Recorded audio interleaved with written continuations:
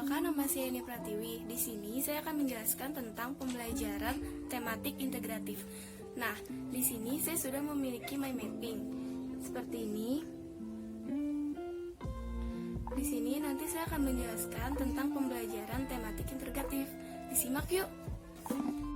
Nah, yang pertama itu ada pengertian tematik integratif. Nah, pengertian tematik integratif itu merupakan pendekatan pembelajaran yang mengintegrasikan berbagai macam kompetensi dalam sebuah mata pelajaran ke dalam sebuah tema. Selanjutnya itu ada karakteristik pembelajaran integratif, tematik integratif. Nah, yang pertama itu pengalaman dan kegiatan belajar sangat relevan. Yang kedua, kegiatan-kegiatan yang dipilih dalam pelaksanaan pembelajaran tematik bertolak dari minat dan kebutuhan siswa. Yang ketiga, kegiatan pembelajaran akan lebih bermakna dan berkesan bagi siswa itu sendiri. Nah, yang keempat,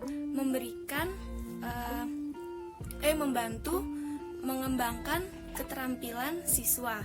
Yang kelima, menyajikan kegiatan belajar yang bersifat pragmatis sesuai dengan permasalahan yang dialami siswa dalam lingkungannya. Yang keenam, mengembangkan keterampilan sosialnya seperti kerjasama, toleransi, bertanggung jawab, serta tanggap dalam gagasan orang lain. Kemudian terdapat prinsip dari pembelajaran tematik integratif. Yang pertama itu ada prinsip penggalian tema. Nah, artinya itu tema-tema saling tumpang tindih dari tema satu ke tema yang lain dalam yang saling berkaitan menjadi target utama dalam pembelajaran itu sendiri. Yang kedua, prinsip pengelolaan pembelajaran. Jadi artinya di sini guru harus mampu menempatkan diri sebagai fasilitator dan mediator dalam proses pembelajaran. Yang ketiga ada prinsip evaluasi. Di sini memberikan kesempatan untuk siswa untuk mampu melakukan evaluasi diri terhadap pembelajaran yang telah dilakukan. Yang keempat, prinsip reaksi. Nah, prinsip reaksi ini guru harus bereaksi terhadap aksi siswa dalam proses pembelajaran. Nah, selanjutnya ada pentingnya pembelajaran tematik di sekolah dasar.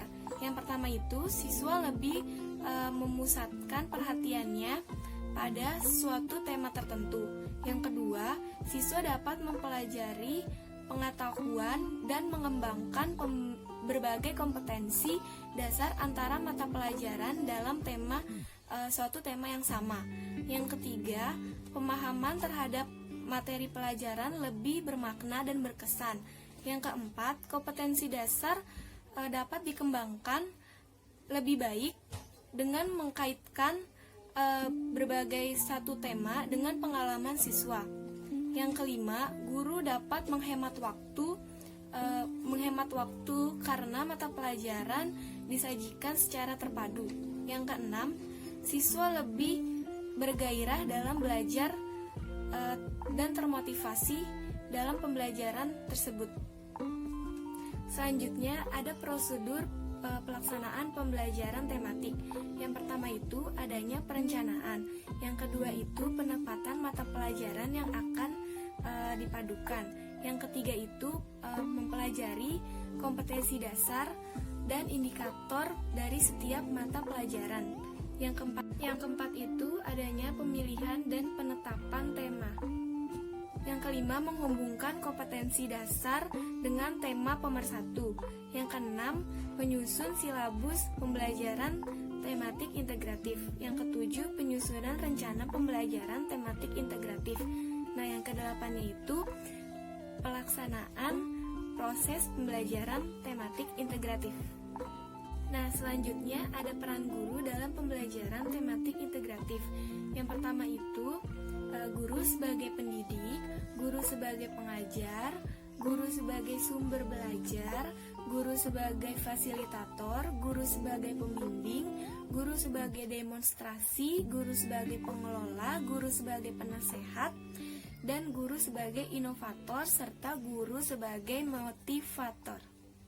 Nah, selanjutnya ada peran siswa dalam pembelajaran tematik integratif. Jadi, peran siswa itu harus aktif dalam sebuah pembelajaran yang telah dilakukan atau diberikan kepada guru kepada siswa. Jadi, siswa itu sendiri itu harus aktif dalam kegiatan pembelajaran yang sedang berlangsung. Nah, selanjutnya ada pembelajaran tematik integratif dengan pendekatan saintifik. Nah, yang pertama itu pendekatan saintifik itu sendiri merupakan model pembelajaran yang menggunakan kaidah-kaidah keilmuan dalam serangkaian aktivitas seperti mengamati, menanya, mengumpulkan informasi, mengelola informasi, observasi, mengumpulkan sebuah data, lalu mengkomunikasikannya. Nah, proses pembelajaran dengan menggunakan pendekatan saintifik ini agar peserta didik mampu merumuskan masalah dengan banyak menanya, bukan hanya menyelesaikan masalah dengan menjawab saja. Tujuan pembelajaran dalam menggunakan pendekatan saintifik yaitu bertujuan agar mampu untuk mengembangkan karakter siswa.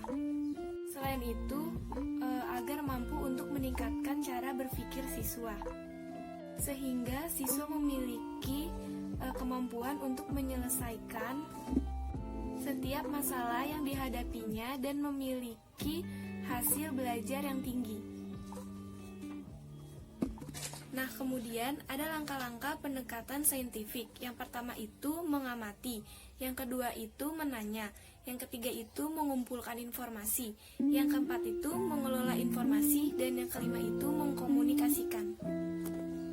Itulah pembelajaran tematik integratif yang saya sampaikan. Kurang lebihnya saya mohon maaf. Wassalamualaikum warahmatullahi wabarakatuh.